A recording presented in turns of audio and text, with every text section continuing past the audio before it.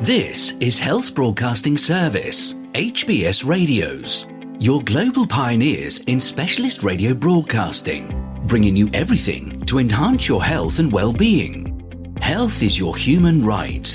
HBS, your partners in everything about your health and well-being.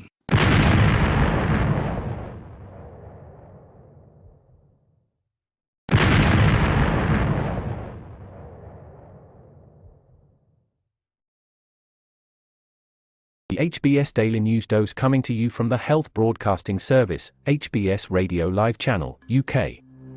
Global groups propose pandemic plan costing $10 billion a year. It will take $15 billion in grants this year and another $10 billion annually after that to establish and maintain an adequate toolkit to respond to COVID-19 and address future pandemic threats, according to 4 organizations focused on global health and the economy.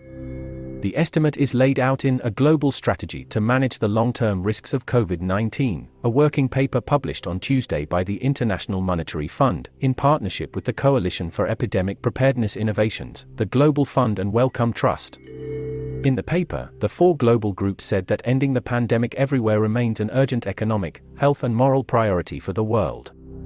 Given the many possible scenarios for the evolution of COVID-19 from benign to severe and given the limited resources countries have, we need a new strategy, Gita Gopinath, the IMF's first deputy managing director, said in a statement. The IMF estimated the pandemic resulted in $13.8 trillion in cumulative losses as of January 2022.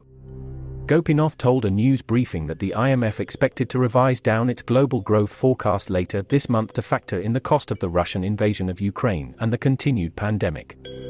The cost to the economy of more general disruptions and the war in Ukraine is going to be very significant, Gopinath said, adding that the estimated cost of the pandemic would also rise.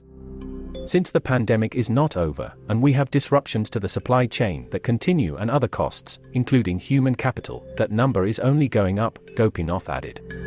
Gopinath said countries need vaccines, tests, treatments, and an improved health infrastructure to tackle COVID-19 and other deadly diseases. These last 2 years have shown that remarkable progress is possible when the world comes together and supports science boldly at scale, across borders, said Jeremy Farrar, director at the Wellcome Trust charity. Now is not the time to ease up. The virus's next move is anything but certain and the risk of new variants high. Richard Hatchett, chief executive of CEPI, said vaccines will be critical to any future response, but they must be accompanied by investments in global surveillance, research and development, manufacturing, and health systems. This is a crisis that will continue to unfold and unspool over time if we don't put the resources against it that it requires, Hatchett said. Feel free to connect with us on our Facebook platform at Health Broadcast and our website at www.healthbroadcastingservice.com. And please remember to press the subscribe button to stay abreast of timely, vital, and authentic health news developments from around the world, delivered to you by the Health Broadcasting Service UK, on our YouTube channel. We will bring more updates as news develop. Stay safe, remain healthy. And bye for now. You've been watching the Health Broadcasting Service YouTube channel. Your channel of excellence and distinction. Pioneering specialist radio broadcasting. Giving you the best experience. Subscribe to our channel.